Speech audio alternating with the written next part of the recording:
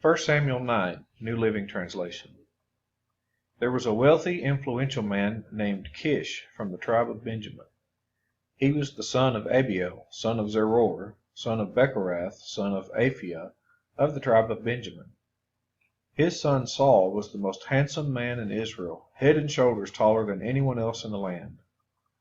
One day Kish's donkeys strayed away, and he told Saul, "Take a servant with you and go look for the donkeys." So Saul took one of the servants and traveled through the hill country of Ephraim, the land of Shalisha, the Shalem area, and the entire land of Benjamin. But they couldn't find the donkeys anywhere. Finally, they entered the region of Zuph, and Saul said to his servant, "Let's go home. By now my father will be more worried about us than about the donkeys."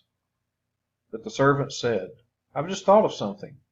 There is a man of God who lives here in this town. He is held in high honor by all the people because everything he says comes true. Let's go find him. Perhaps he can tell us which way to go." "But we don't have anything to offer him," Saul replied. "Even our food is gone, and we don't have a thing to give him." "Well," the servant said, "I have one small silver piece. We can at least offer it to the man of God and see what happens." In those days, if people wanted a message from God, they would say, "Let's go and ask the seer," for prophets used to be called seers. "All right," Saul agreed, "let's try it." So they started into the town where the man of God lived. As they were climbing the hill to the town, they met some young women coming out to draw water. So Saul and his servant asked, "Is the seer here today?" "Yes," they replied. "Stay right on this road. He is at the town gates. He has just arrived to take part in a public sacrifice at the place of worship. Hurry and catch him before he goes up there to eat. The guests won't begin eating until he arrives to bless the food." So they entered the town, and as they passed through the gates, Samuel was coming out toward them to go up to the place of worship. Now the Lord had told Samuel the previous day, "About this time tomorrow I will send you a man from the land of Benjamin. Anoint him to be the leader of my people, Israel.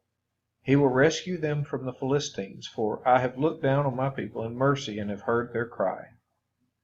When Samuel saw Saul, the Lord said, "That's the man I told you about.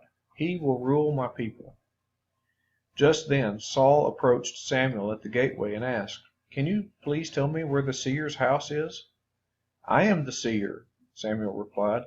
"Go up to the place of worship ahead of me. We will eat there together, and in the morning I'll tell you what you want to know and send you on your way.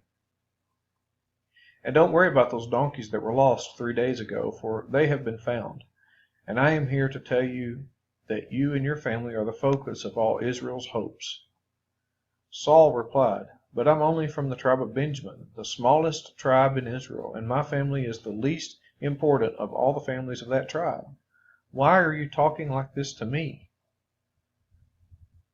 Then Samuel brought Saul and his servant into the hall and placed them at the head of the table, honoring them above the 30 special guests.